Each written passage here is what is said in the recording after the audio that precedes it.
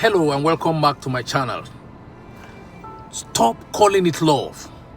If you are constantly anxious about where they are, if your mood depends on how they treat you that day, if you feel empty without their text and terrified they will leave, that is not love, my dear. That is emotional dependency. And today, we are going to break that illusion in your mind that have deceived you and kept you that low. Stay with me, because by the end of this video, you will know the difference between healthy love and a trauma-bound love.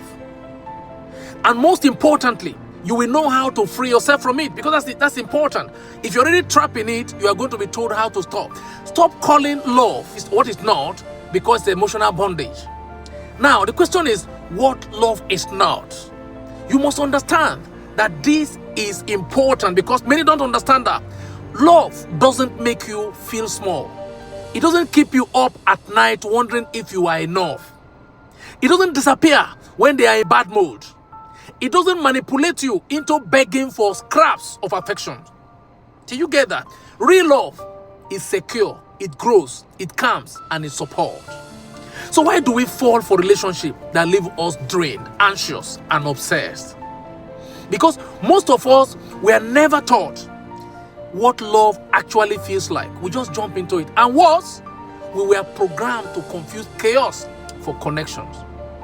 And that has destroyed so many persons out there. Now, the reality is this. Sometimes, if it doesn't drop the way it needs to drop, and because you've been programmed in such a way that you think something is happening, then you are lost, because they'll continue to manipulate you. Emotional dependency is a fear-based need for another person to regulate your self-worth. Do you need that? Because when you depend on people and you are hoping that something will happen because they become that, then you are not helping yourself. When you are emotionally dependent, you fear abandonment. They will abandon me. You idolize them and devalue yourself. You prioritize their need to avoid rejection. You feel intense and crushing low. Do you get that? Be honest with me. Have you ever felt like your partner was your oxygen? So without them, you fall apart. You are nothing. That is not love. That is attachment. That's an addiction. Because you have your value. No one should live their life on the basis of you living. Let's get specific here. Here are some signs you are in emotionally dependent relationship. You feel anxious when they don't respond quickly. You need constant reassurance from them. You lose your sense of identity in the relationship. You stay even when they mistreat you. You sacrifice your boundaries to keep them close. You confuse jealousy with passion. You fear being alone, unhappy. You make excuses for their bad behavior. You fantasize they will change one day. You feel addicted to high and crushed by the low. Do you understand that? And if these three of all of them hit you, you are not in love. Any three of it, you are an emotional withdrawer. If there is any of this one I just mentioned that hit you, you are an emotional withdrawer. And that is why people make mistakes. Because a mistake dependency for love. We have been sold a lot of lies. Movies show us people chasing unavailable partners as romantic. Pop songs call it obsession, true love. Social media will reward dramas with the likes and all of that. And we internalize that unknowingly. If it hurts, it must be real. If it can't stop thinking about them, it must be love. But that is not love, my dear. That is survivor mode. Social media has messed up the minds of so many persons. But you can be delivered from it today. You were never supposed to be obsessed with someone. You were meant to feel safe, seen, and supported. Not anxious, not addicted, not erased. And if any of this is happening to you, then you see something is wrong already. Childhood wounds and attachment style can also play up too. Because of the kind of environment we grew up with, they just unconsciously build us into it. Here is where it goes deeper. Most emotional dependency starts in childhood.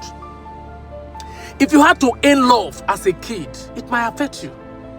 If love was inconsistent, conditional, or unavailable for you as a kid, it also affect you. Your nervous system learned that love is equal to anxiety. You develop what? Anxious attachment. Please don't leave me. Avoid attachment. If I get too close, I will get hurt. Do you understand that?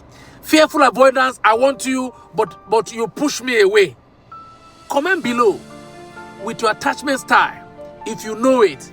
And if you don't, we will do a breakdown in another video.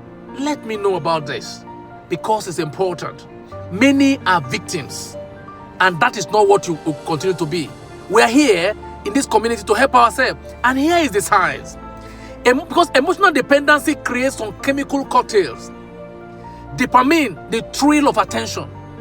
Cortisol, the stress of not knowing where you stand. Oxytocin, the bond that keep you stuck. It's literally a cycle of addiction. They ignore you, you crave them. They return, dopamine rush, they withdraw, and then you crush. Do you understand that? It sounds like the last relationship to you, right? Tell me in the comment section, what was your biggest red flag you ignored? Because there will always be this red flag. It is in our responsibility to identify them and take the appropriate actions. Maybe you ignore them. Maybe you didn't even understand what's actually happening.